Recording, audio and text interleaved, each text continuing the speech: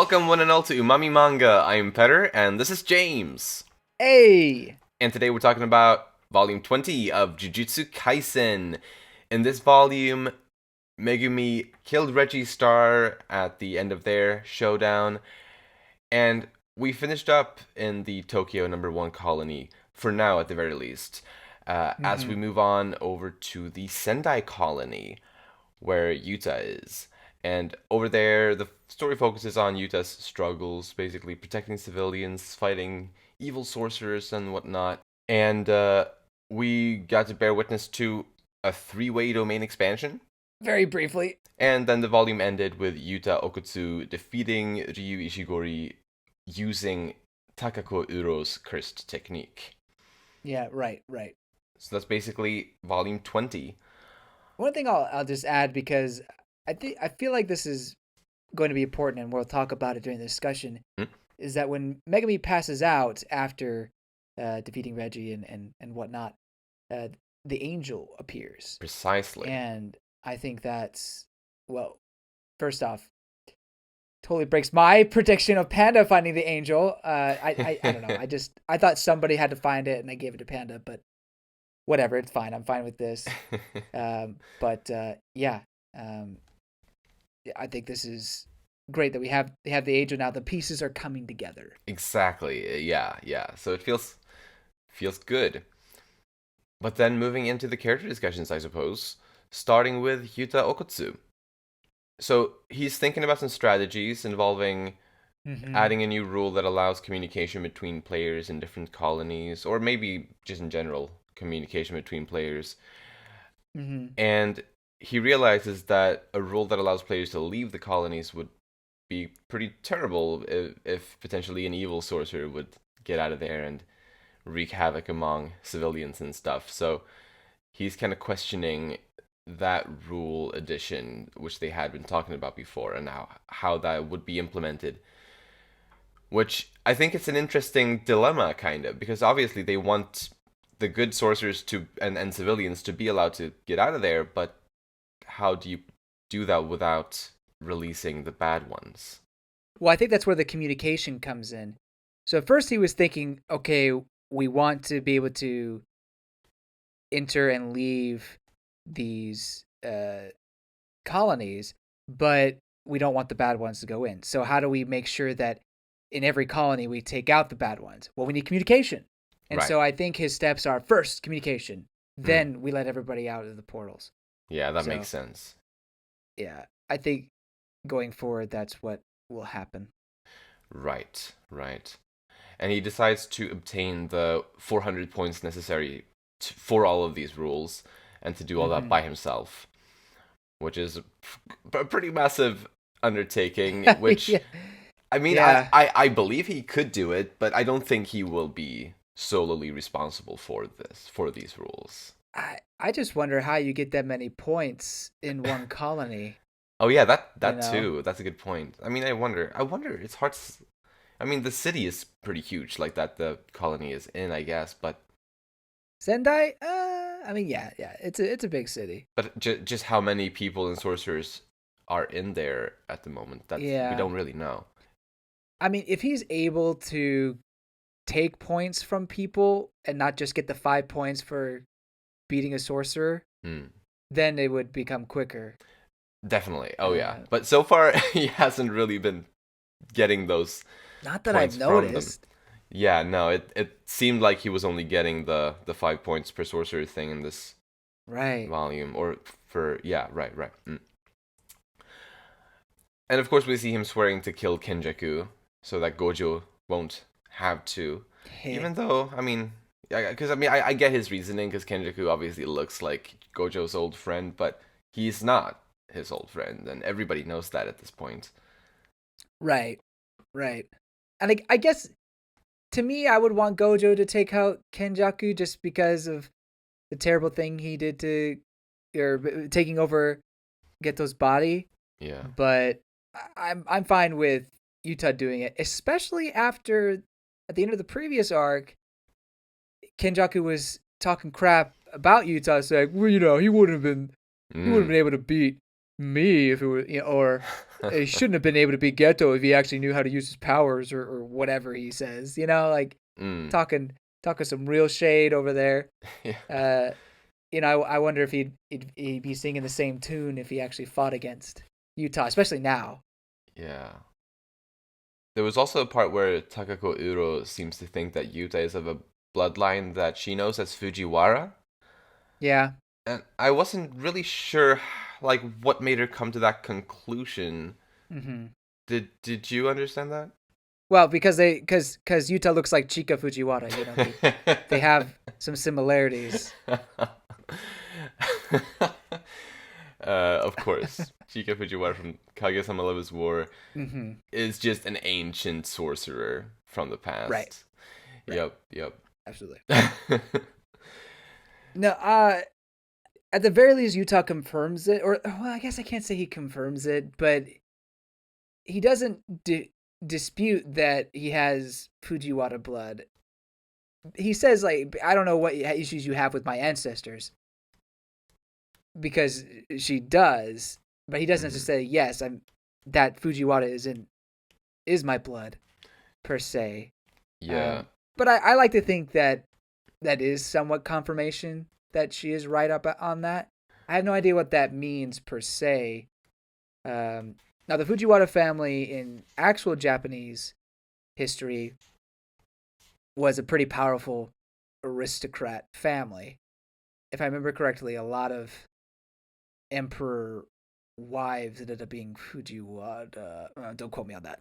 It's been a while since I've studied that history. But anyway, yes, Fujiwara was a pretty big part of that history. So I don't know if that's the Fujiwara Yuta is related to, or if it's a different kind of Fujiwara, only known in the Jujutsu Kaisen world. I'm not sure.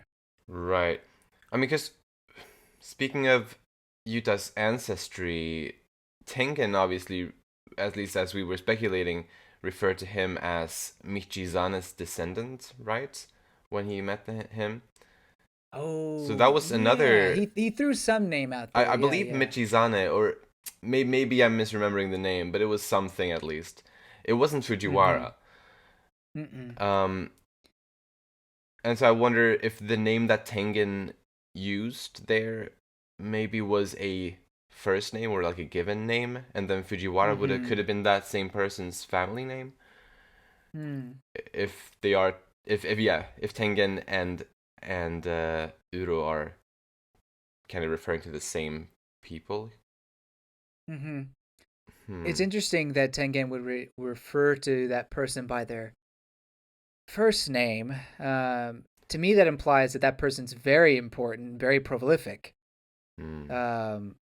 To differentiate them by their first name and not just say the Fujiwara clan. Yeah. He does refer to Megumi as Zenin, doesn't he? Yes, I think he said like child of the Zenin. Yeah, so that's a clan name. But he doesn't say child of Fujiwara clan, right? No, I think he said this person's descendant. I think he said. So maybe that is a first name then. Yeah, perhaps. I think you're onto something there. Maybe, but there's also because there's a little bonus page between two of the chapters in this volume that seems to imply that Yuta is unaware of his ancestry. Because it's a drawing of him looking very confused, and there's even like a question mark, and you see his thoughts where it says Fujiwara. Gojo Sensei said Sugawara. Oh. Doesn't matter either way. Was it a mistake? Oh. I don't remember the point where Gojo talked about Sugawara, but maybe. Yeah, he did when they looked into Yuta's history and background. That's how they found out he had the certain curse energy or technique or whatever, if I remember correctly. Yeah. In Zero. I totally forgot what name it was. Right. And honestly, I thought it was Fujiwara. But Sugawara, interesting. Is it? Are we dealing with a retcon? Are we? Is there just Mm, discrepancy in history, or does he have multiple ancestry right. lines? You know, Precisely. It's impossible to know, I feel like. yeah. At this point, it could possibly explain just how powerful but also unique he is, and his Mm. situation. Unique even among all the incredible original powers in Jujutsu Kaisen. Yeah, and I mean, I Um, guess it shows in his power level. He is one of the right, absolute strongest sorcerers there is. right. Um, it also says, like a little text next to this image of Yuta, it says, Okkotsu has too little interest in himself, plus too little trust in Gojo. Uh, so I guess that mostly implies that he just does not know about his ancestors. Yeah, I can see that. And so that whole comment about I don't know what beef you have with my ancestors. I don't think he yeah. After hearing that, there's no way he knew about Fujiwara or Mm. understood what that really meant. Other than she was implying she knew his ancestors. Right, yeah, it may have just been like a genuinely sincere question, like what issue do you have with them? Like, Right. So I guess just talking about Utah's power, hmm, we knew the copy ability was a thing. yeah, With Itamaki him copying that power. I'm still trying to wrap my mind around Rika still being here. I'm glad she's here. Like that is such a powerful, hmm, I guess, tool. I yeah, guess at his disposal, you uh-huh, know. But I think even we were a little bit surprised when Yuta came back to the scene and Rika was there. Right? I mean, after the after what happened with Zero, it was kind of unclear right, if he still had mm, her around, even though she officially passed away. Um, so I'm curious if it has something to do with his copy ability, copying that curse somehow, and being able to mm. have her around because of that, or is it just some sort of shikigami situation? It's not that big of a deal either way, but I don't know, I'm curious why it happened. That is a fair question that I actually hadn't really thought much about.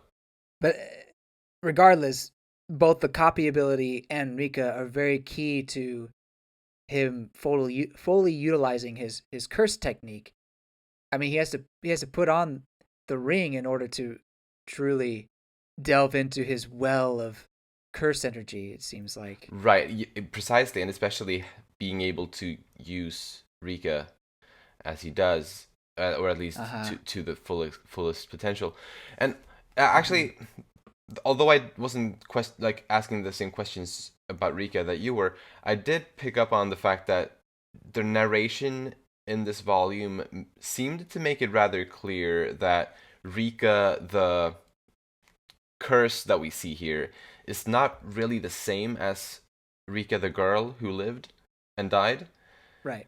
Mm-hmm. I feel like in Jujutsu Kaisen Zero, it was, it seemed more like they were the same, They didn't it? were, they were, Right. because Yeah. so at the end of Zero, she officially passes away after Hmm. Yuta, I guess, relieves her of the curse, Right. and then her spirit passes on. But for whatever reason, the curse has remained. Yuta was able to keep that part of Rika around, Hmm. and even a small a small bit of the actual Rika's soul is still True. in there, I guess. Right. That's interesting actually. Like it's almost kind of like morally questionable, like what he's doing potentially. I mean, because I, Yeah. I guess one way I could see this is just the fact that he has grown and grown in strength and grown in I guess how he's able to use curse techniques and to curse whatever. Mm-hmm. He is able to keep her around to the extent that he does because he's just that skilled kind of, and to utilize it that way. Mm-hmm. Yeah. But it is interesting.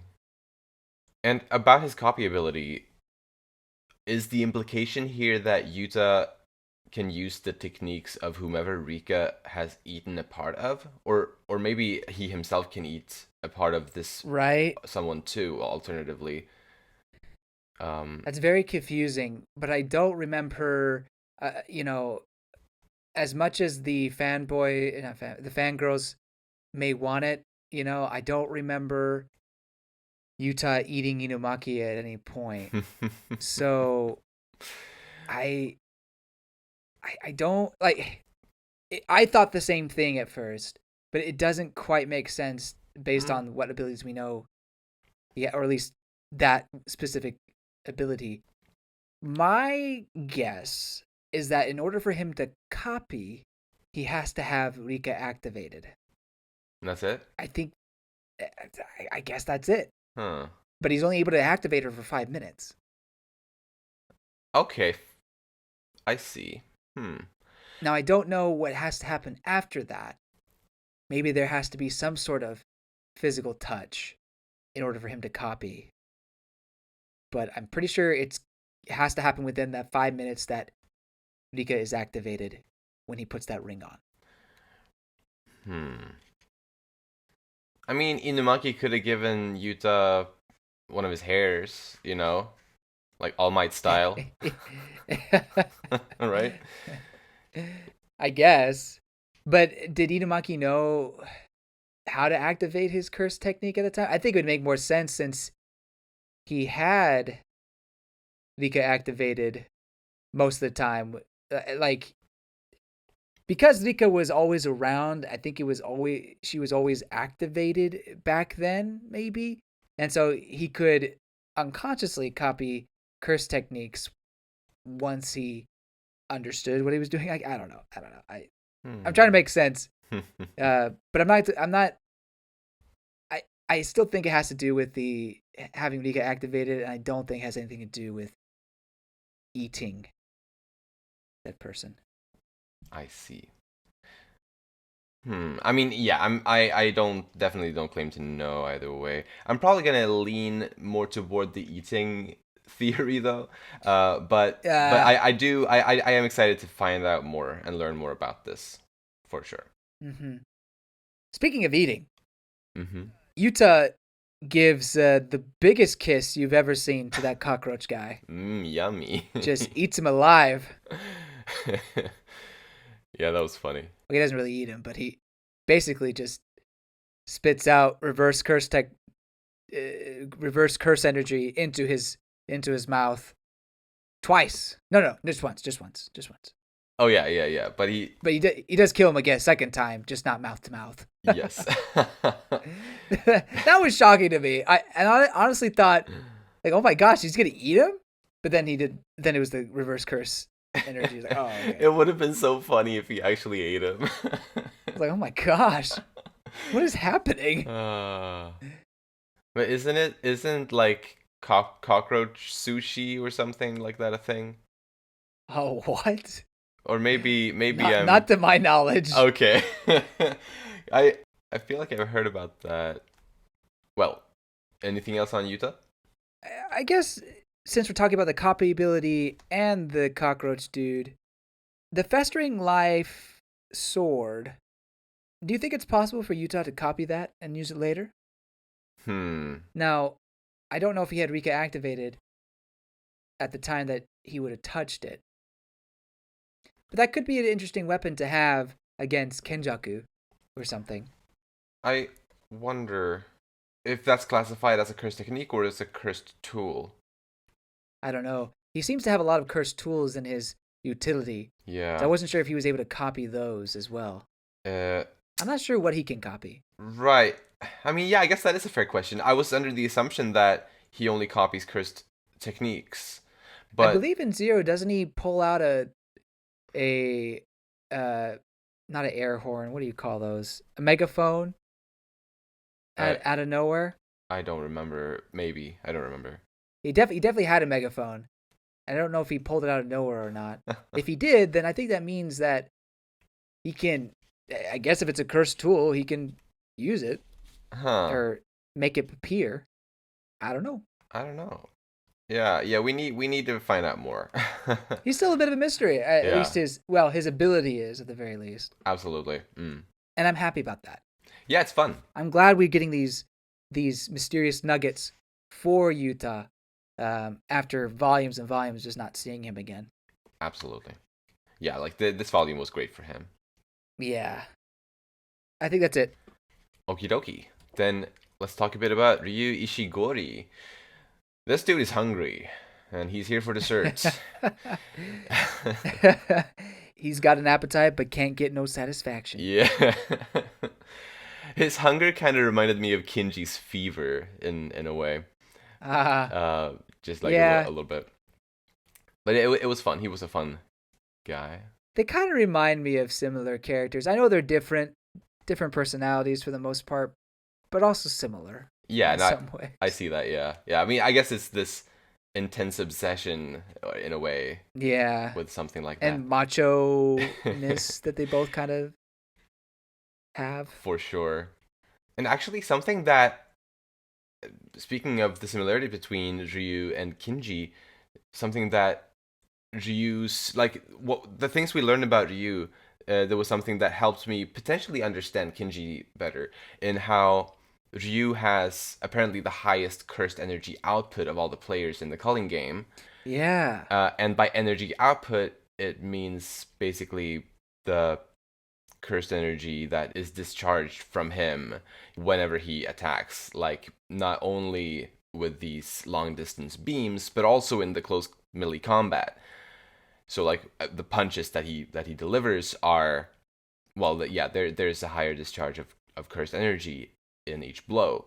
And how maybe there it's a similar thing with Kinji, because it was also explained how his punches, even though he didn't necessarily put all that much force into them, they still hit so hard. Maybe he has a similar thing. Maybe his curse energy output is also really high. Hmm. Maybe not as high as Ryu's, but maybe just below it. Okay. Okay. Just a little speculation on that. Mm-hmm. I could buy that. Mm. But I guess I'm happy for Ryu that he did get that satisfaction at the end. Right. His stomach is now full. Yeah. Yeah. I mean, I don't know what his fate is. I'm guessing he's going to die here.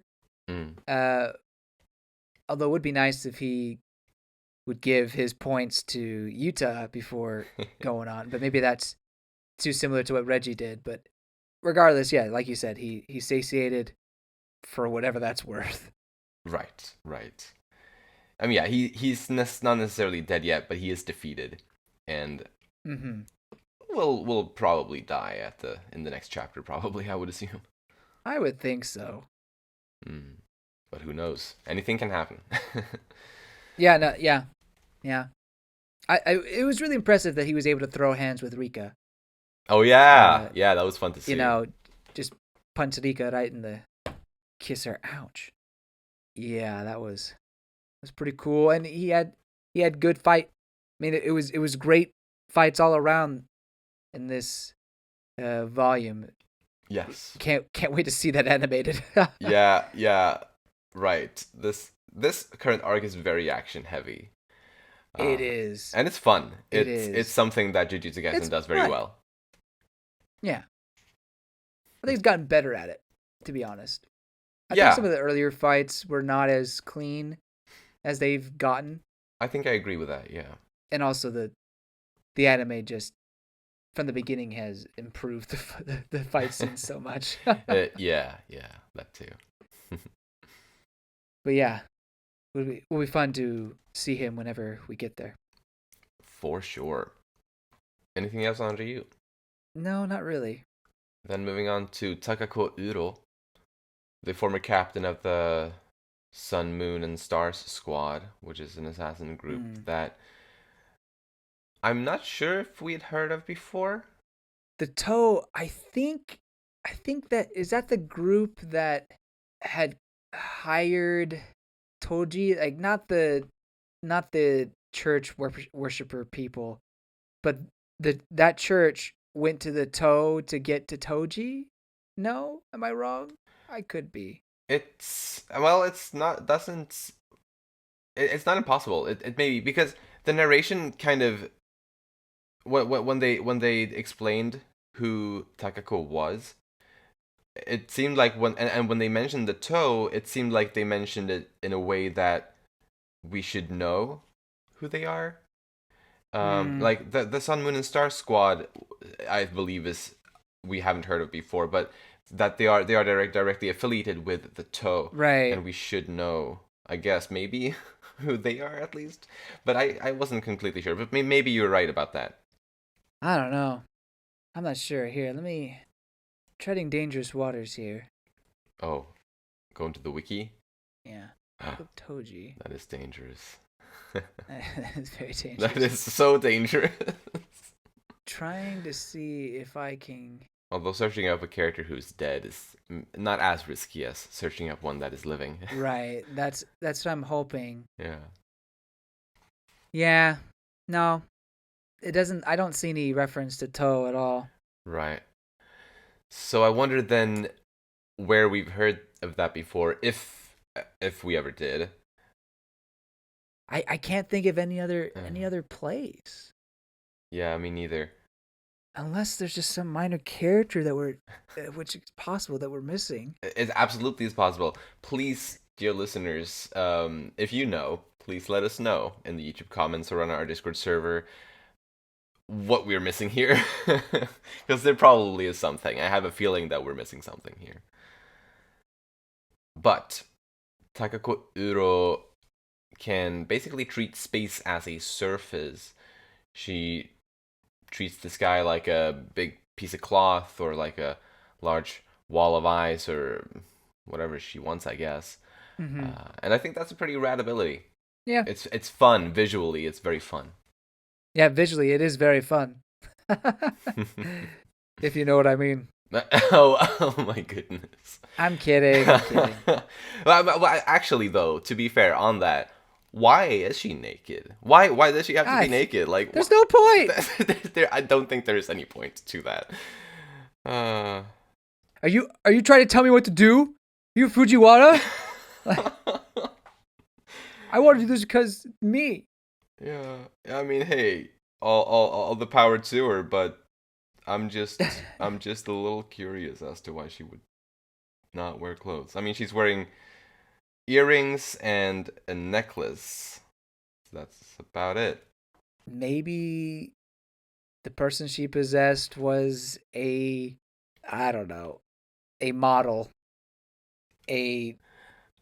for classical painting. I don't know. Oh, dude, or maybe the previous sorcerer was like really into hot women, like maybe, and just like got this body. I'm like, oh wow, I gotta show this Woohoo! off. I don't know. Jackpot.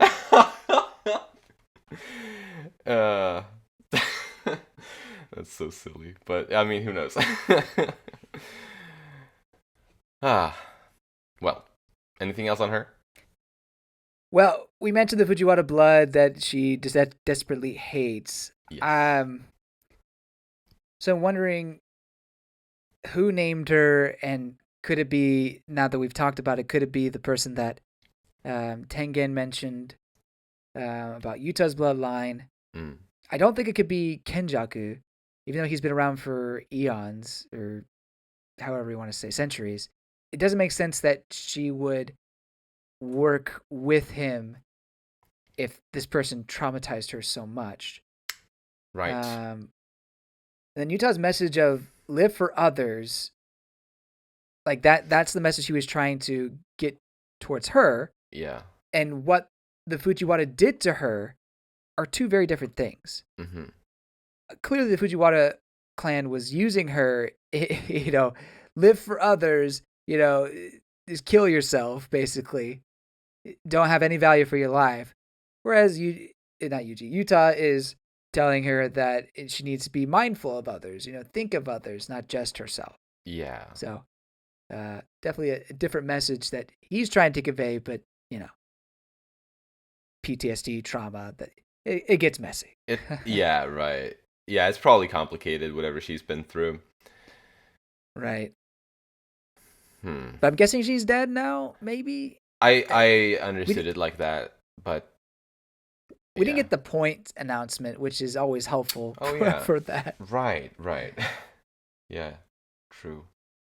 But maybe he's gonna somehow get their points from them before killing them. Again, same hope that I have with Ishigori. Right, precisely. That is also definitely possible. That's all there? Yeah.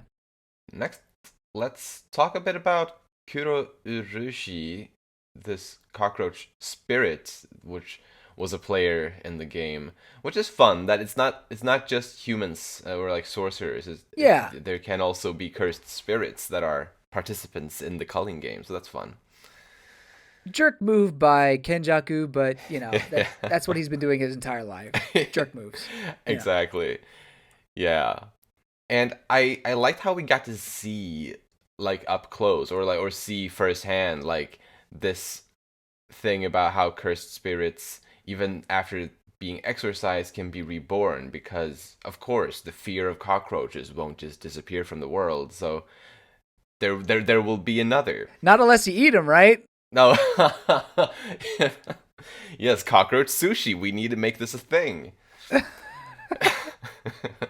Anyway, I guess in this specific instance, I think the rebirth, or whatever you want to call it, happened extra quickly thanks to Kuro Urushi having prepared this offspring of his that the cursed energy could flow into, creating the new one.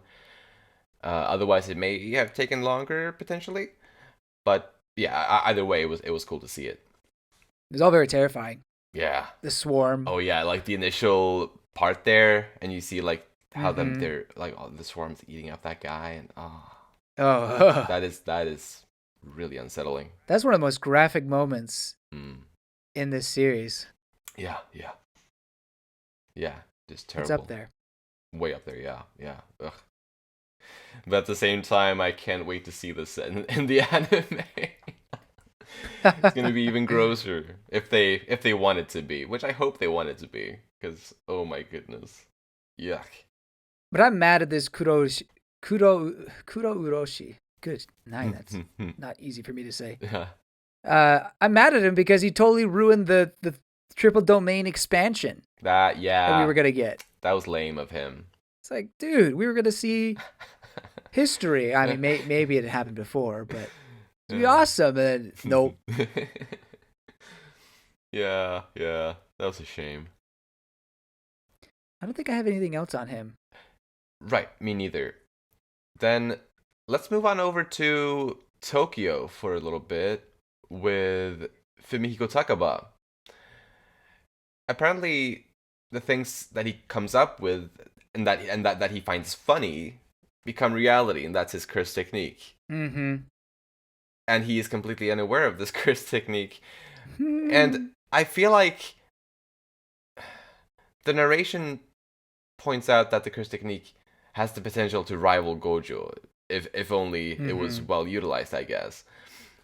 That said, though, I don't really get how that power really works, other than the brief little explanation in the text box that we got, because, or I'm assuming it's because Takaba isn't actually properly using it, due to not knowing how it works. Because I don't know, or have we seen the things that he comes up with become reality?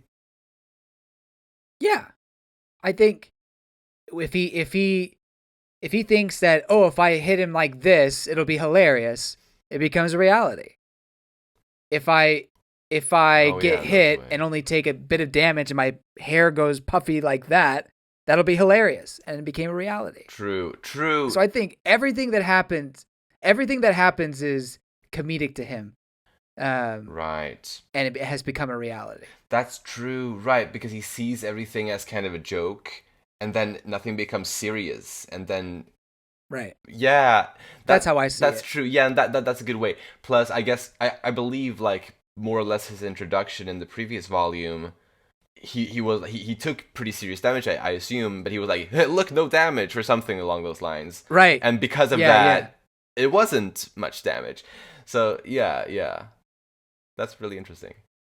And I actually think that if he understood how his powers worked, I don't think it would work. Oh, that's I funny. I don't think you could cheat the system if he knows that, oh, if I try to be funny, Yeah. then it would become a reality. Right. He has to do it unconsciously, otherwise it just doesn't happen. Yeah, I could definitely see that. Oh, that's so fun. He's so fun. I love this guy. Yeah. Yeah. I can't wait to see more. I really want to see him like take on Kenchaku or dare I say Sukuna. That'd be great. Oh man. Yes. Oh my gosh, he's our new hope now that Gojo is gone. Yeah. It's Fumihiko Takaba. I mean, dude, just oh gosh, could you imagine like an epic battle, then suddenly Sukuna gets pantsed or something, you know? He's like, oh, whitey tighties or something. Oh no. Oh yes. Oh. Oh yes. Yes, he's the hero that we need, but we don't deserve him. Truly. Well, anything else on Takaba? That's all I got. Then let's talk a bit about Megumi Fushiguro. 40 tons of G-force. Yeah, 40 tons of it. That's insane. That at some point you got to just tell yourself, have I gone too far? I don't know. Yeah, but he reinforced himself with cursed energy. Okay, whatever. Sure. Yeah. You got to suspend your disbelief, right? Yeah, there's no other way. So did he have the elephant in his shadow this whole time and he was carrying that? Or did the weight of the elephant not come into effect until it appeared? I think I'm sticking to what I said last time about the elephant having come from outside of the shadow into the shadow in that instance. Okay. But he was carrying the weight of the elephant at some point, though. I mean, at the moment it came in there, and then he would have been carrying it along with Reggie. But when the elephant came into the domain, I think that's when he carried the weight of it. Right. He must have when it was in the shadow domain, yeah. Yeah, so he was basically carrying everything that Reggie was carrying and then some. Right? Right. So yeah, it's pretty crazy. But he finally defeats Reggie. Yes. That was a tough one for him. Yeah, and I feel like he must have either somehow known the layout of that gymnasium or that school really well, or he just had a lucky guess that there'd be a pool beneath that gymnasium. When they were like, "Oh my gosh, you didn't run into here. You trapped me. You planned on it or whatever. It's all part of your plan." Yeah. I was like, Cap, there's no way. Yeah. He's like, "Yeah, I totally planned the whole thing." Mm-hmm. Right. It's kind of hard to believe that he planned the whole drowning him thing. That said, I think it was definitely a conscious decision to use the gymnasium hall for his domain because it was an appropriate size. That I agree with that. That was conscious, a conscious choice. The rest, I think, was just a fluke. Yeah. and I also think he did plan on hiding the Shikigami wolf dog or whatever. Right. That one he was definitely keeping for the surprise attack. But everything else and how it panned out. Yeah. To be at that perfect moment, it was like, really?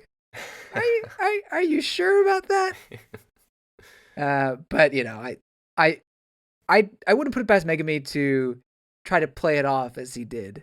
Right. You know. No. He's kind of shy. Is that right? Anyway, yeah, I could see him saying that. But absolutely. Yeah. And it looked like he was about to kill Remy. At the end or near the end for his part there, but his sister's voice stopped him from doing that, I guess, and then he lost consciousness, and the angel swooped down to fetch him, bring him to heaven. I don't know. Do you think the words were actually said by his sister, or just words from his past? Like, meaning he thought of those words versus he heard the words. I think I initially thought of it as being actually being Tsumiki speaking telepathically or whatever. Like Yeah, yeah, yeah. just at the very first. But then now I probably don't think so. I probably think it's him recalling her words Yeah. or her advice, kind of. I had the exact same thought process Mm. all the way up to the second reading. So. Although I also like one thing, although it's not what I believe in right now, but one thought that popped Mm-hmm. into my head was that it was the angel who was Don't kind do of it. disguising Mm. her telepathy or whatever as Tsumiki. But yeah, Mm-hmm. just a thought I wanted to throw out there, even though I don't necessarily believe in it. Definitely a possibility. I'll have Mm. more to say on the angel later, Sounds good. but I mean, it's interesting that Remi's still alive. Yeah. I don't know if that's gonna go anywhere. Mm. The poison or the scorpion sting, it doesn't seem like that had any effect. So I guess my Mm. theory goes out the drain with that. But I mean, she's still alive, and the person that spared her is in need. Maybe she helps out in some way. But then again, you do have the angel appearing, so maybe there's no point. And to be honest, as much as I thought Remy could be interesting, I'm not too invested in her character now, and feel like Mm. if we never see her again, it's fine. Uh, right. Yeah, it probably would be fine. Uh, hmm. But who's to say the fact that Megumi lost consciousness here and just fell over? Maybe it was the scorpion poison that did him in. Yeah, yeah, it certainly wasn't the what was it, the 400-ton house or whatever, how many ton house that Yeah, was. no way. Yeah, no way it was that. No, you're right. It's more likely the fight with Reggie, but who really knows? Anyway, I don't have anything else for any characters. So if you got anything, go for it. I think I only have one more character, and it's Hazenoki, the guy who Hmm. can use his body parts as explosions. Yes. When he found out that Reggie died, he was like, "I'm gone, I'm done," Yeah. which I thought was kind of uncharacteristic for what was established in the previous volume. He seemed a lot more chaotic and a loose cannon type situation, you know. Mm. But then Reggie dies, and he also all of a sudden becomes reasonable in a way. So Yeah. I don't know. Like, is that the end of him? I mean, if it's the end of Remy, like we don't see her anymore, then I could probably see being the end of him. Mm. Uh, just go their separate ways. But it would be interesting if he somehow can be reasoned with to the point where he teams up with people or something. I don't know. We do know that he was a former sorcerer. Like, he knows past sorcerers, so maybe he has Mm. key information to share later on. Right. Or I'm reading too much into him. No, I mean Regardless. that's Mhm. possible. I really don't know. I, I, Yeah. I guess the impression I got after his turnaround, kind of once he learned that Reggie had died, I saw that as him being kind of reliant on Reggie to a pretty large extent, Mm-hmm. and so that as long as Reggie was around and he had, or they had their agenda, then he was going all Mm-hmm. out for that. But as soon as Reggie was gone, the leader, whatever, like Mm-hmm. there wasn't a reason to continue fighting for that purpose any longer. Yeah. I agree with that as well. Mm. I guess I had figured that he wouldn't have reached that point. He would just have kept going, not necessarily Mm-mm. take over the group, but just, gone, I guess, straight kamikaze. Maybe that's not a great comparison, but you know what I Right. mean. Well. Just Mm. blew himself up, but he did not. Right. Right. Reggie himself. Uh huh. He's just a spectator, not close to Kenjaku. We discussed if he could have known him, Mm-hmm. um, but this for sure confirms that he's kind of just a spectator in all this. Yeah. Uh, he knows of Tengen, but he seems to imply that Tengen and Kenjaku aren't working together. which is kind of what I've been thinking anyway. Yeah. It would be a bit of a twist if it turns out that they were. So I wouldn't put that past Akutami, but regardless, I don't think that's the case. Mm-hmm. His final line was so cold. Let fate toy with you before you die like a fool. It's like, ooh, Yeah. dude. He's like, oh yeah, I had that one planned. Oh, I'm so cool. Yeah. Yeah. Yeah, no, that was pretty nice.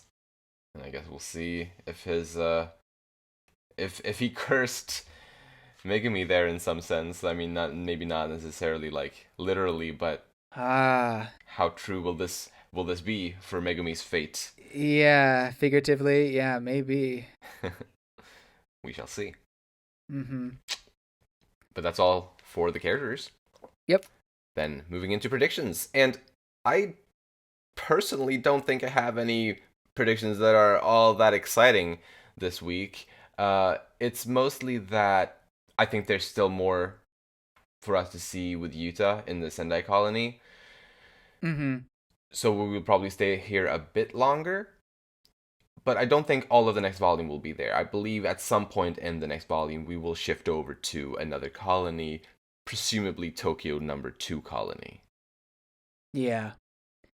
I have similar thoughts, except I think that maybe only 1 or 2 chapters at most of Sendai, and then we move straight to Tokyo 2. I think most of it is going to be Tokyo 2.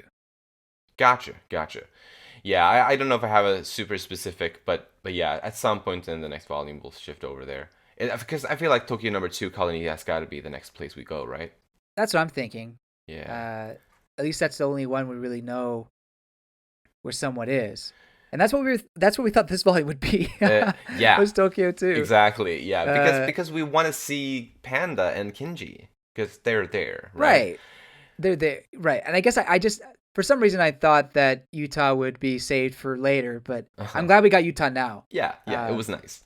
It was good to get him. For sure.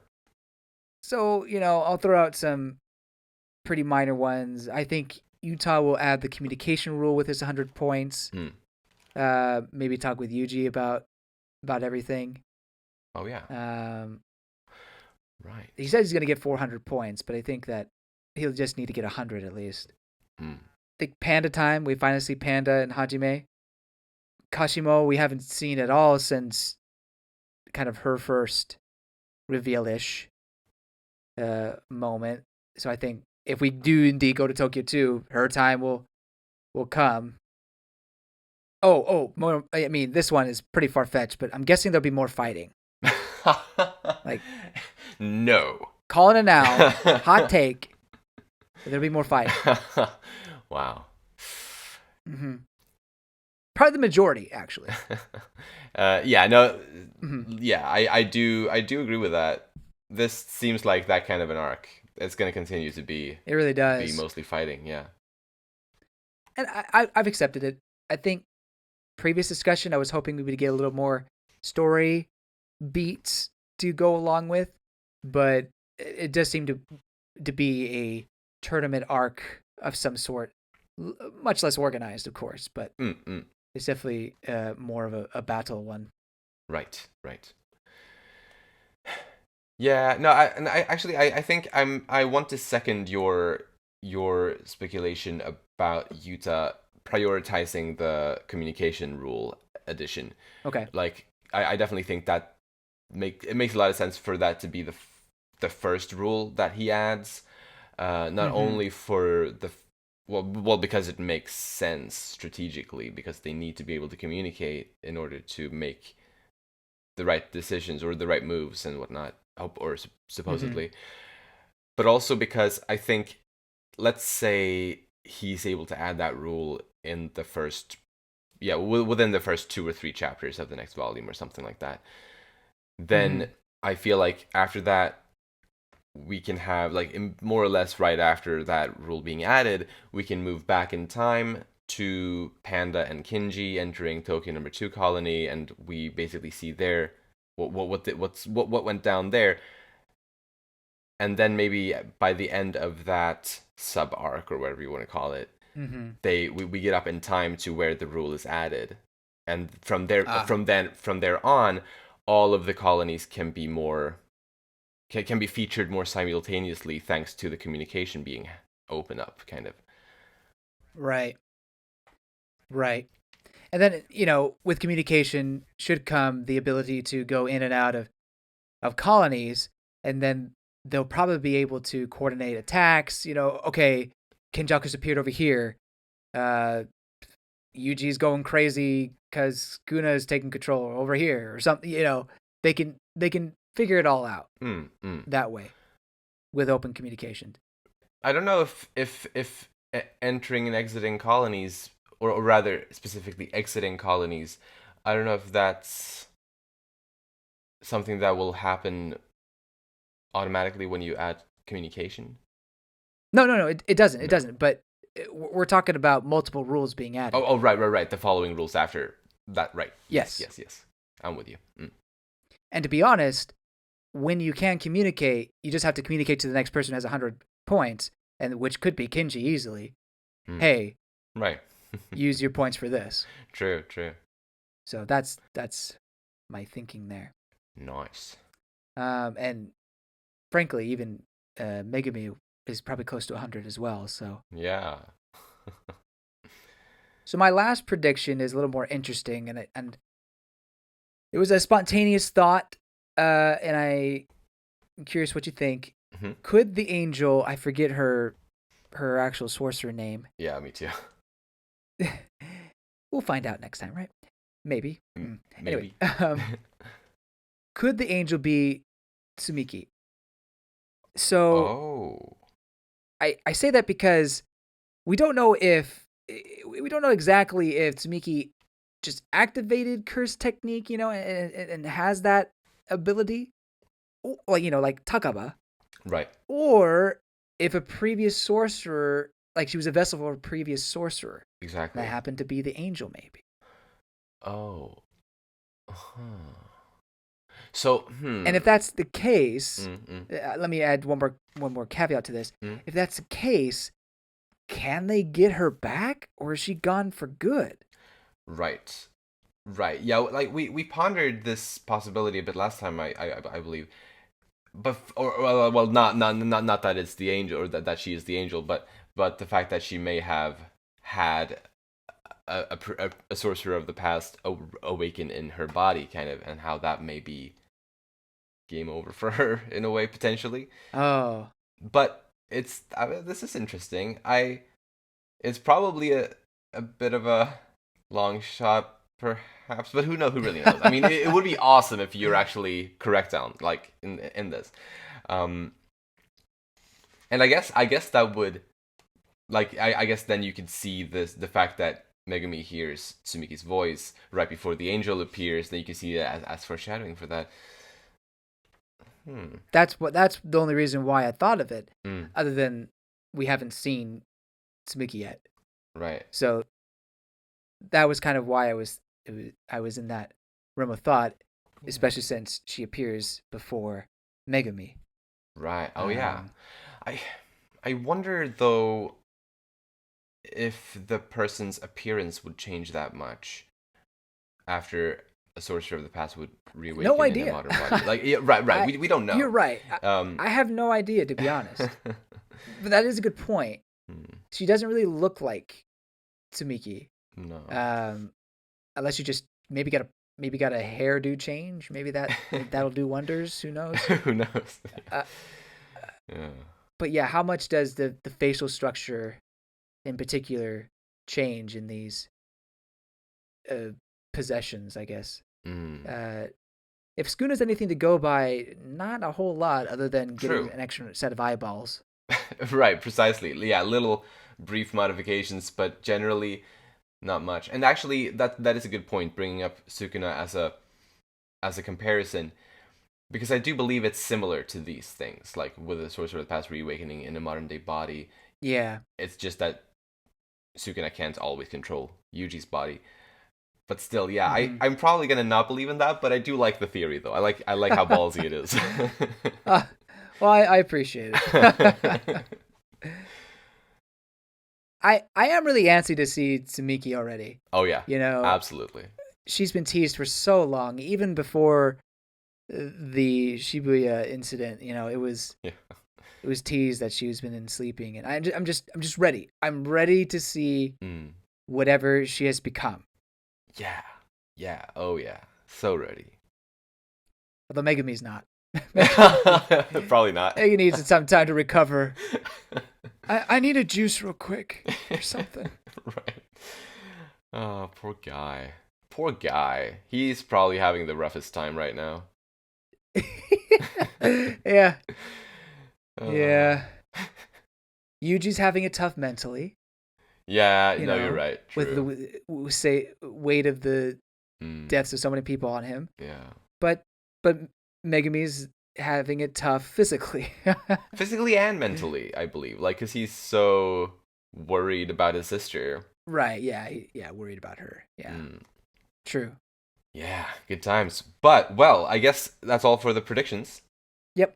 Lovely. And so, next week, we are covering Volume 21 of Jujutsu Kaisen, and with that, we will catch up to the English physical releases of this series. Wow. Finally.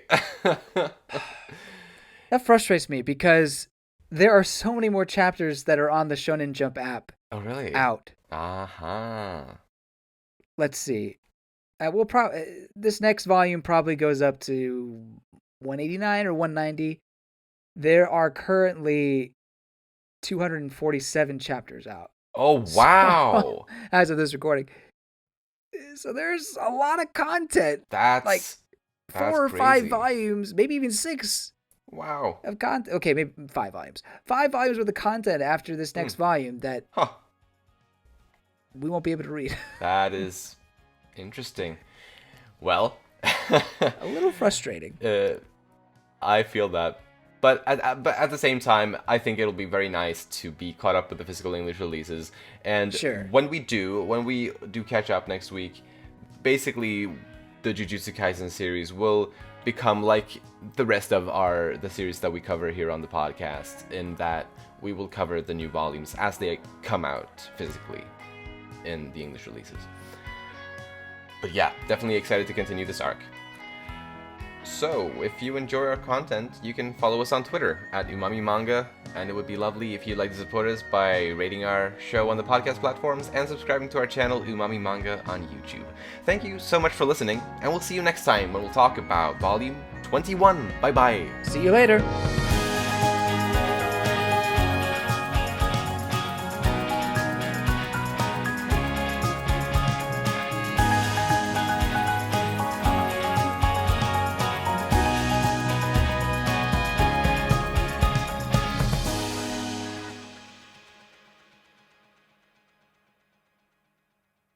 I guess we begin then. Recording is going on still? Oh no, I stopped it. I'm just kidding. Yeah, it's over. You're a funny bloke. I know. I'm just full of gags. Hysterical.